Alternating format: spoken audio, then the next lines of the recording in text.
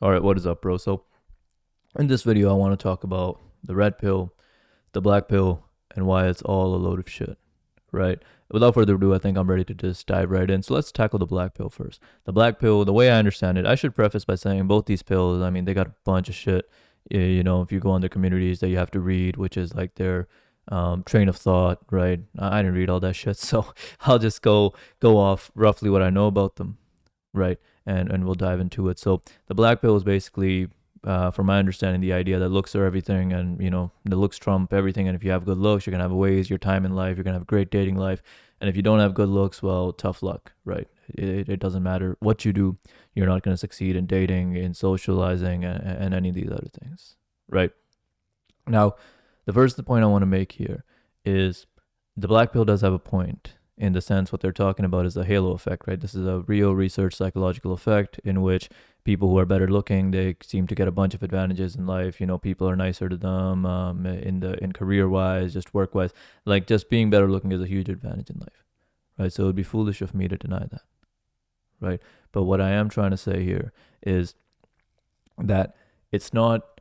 So again, being good looking is a major advantage in life, but it's not the end all be all. It's far from the end all be all, right? That if you're not good looking, then their life is over and everything's gonna suck, right? Because I tell you what, man, I've struggled with insecurity since basically the day I was born, right? I still struggle with them, but I'm in a much better place now.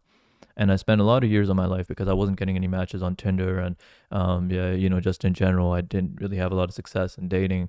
I spent a lot of years of my life just like kind of isolated and frustrated, thinking, oh, I didn't meet this societal standard, right? Because I felt that, I wasn't very attractive, and whatever the societal standard of attraction was, clearly I didn't meet it because I didn't have a great dating life ever, and again, Tinder matches weren't popping, right?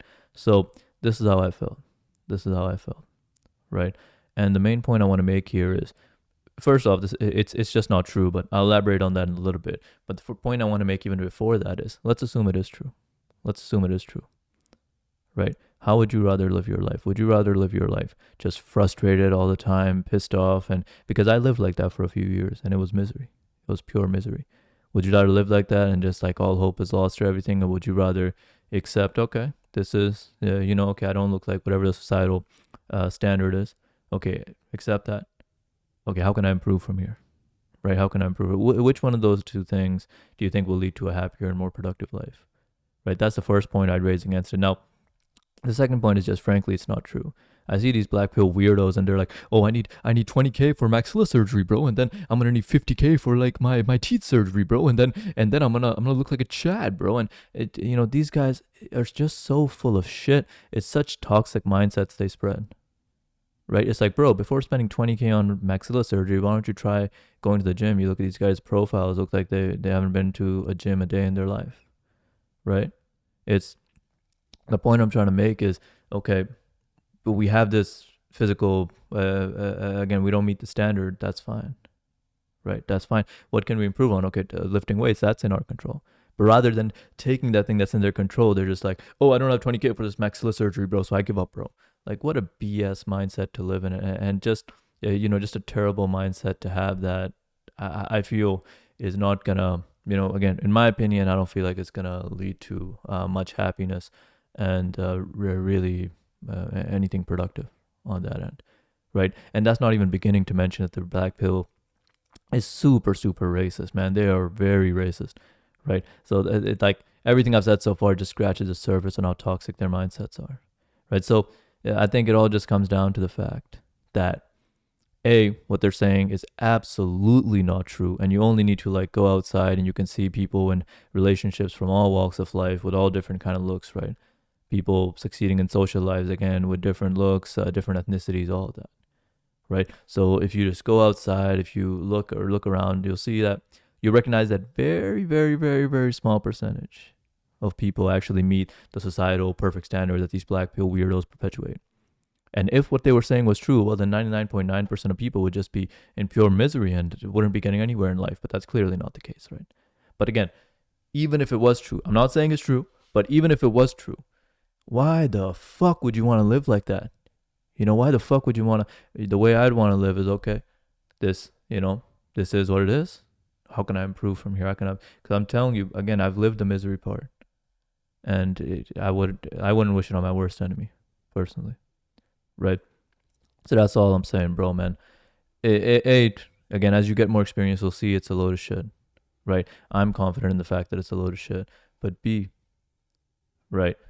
It's just even if even if you struggle to agree with me or you don't agree with me on the fact that it's a load of shit, I really do hope that you can adapt a different mindset just for your mental health, right? Because at least in my experience, adopting that mindset was just horrific, horrific, right? Now, the next thing I want to talk about is the red pill. Now, this red pill, there's a bunch of fucking weirdos in the space. I think Andrew Tate is. The thing is, Andrew Tate says he's not red pill, but he basically says the same shit. So I don't know. And then Fresh and Fit, those weirdos as well.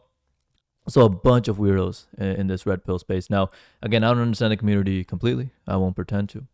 But the rough idea of what I get from them is they talk about hypergamy, and talk about how, oh, bro, women, they're gonna go for the guy with the most money and the most fitness or whatever. Like they're always just looking for the higher value man.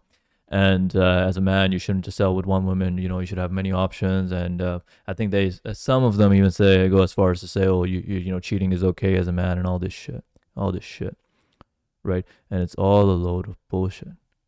It's all a load of bullshit, right? Look, when I was coming up on self improvement, right? When I started my journey, I wasn't in this red pill sort of sphere, but I did have this idea in my mind that, oh, if I have a lot of money and if I'm very fit, then I'm in great shape, then my dating life will be great. I'll have no issues, right? Because this is just what you see even in like movies and stuff. The guy with the abs is always the one that's getting all the girls, or the rich businessman, whatever, right? So even in society, this stuff is perpetuated, right? And that's how I kind of got into it. So anyway, I make damn good money for my age. I'm in damn good shape, right?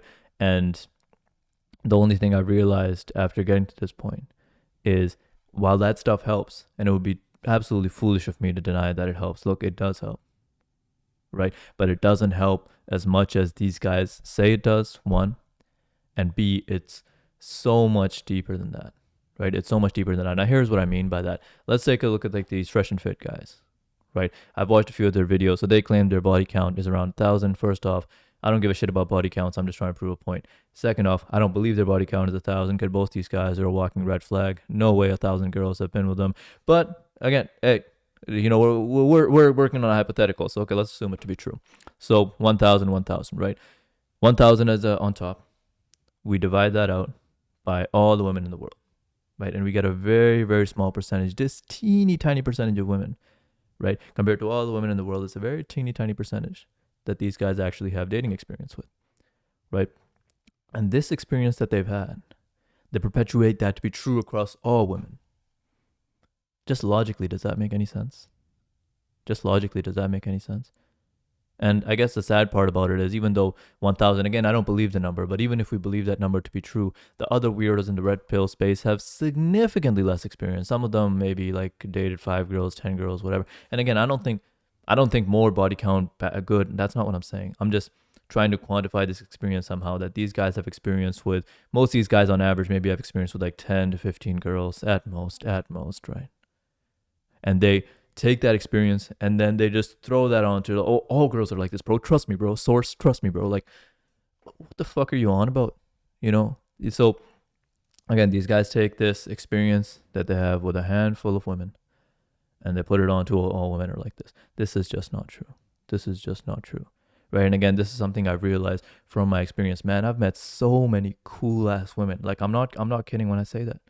I'm not kidding when I say that. Now, one thing that I'll address is cheating, because that's a topic that comes up all the fucking time in their videos. Do women cheat? Yes. Do men cheat? Yes.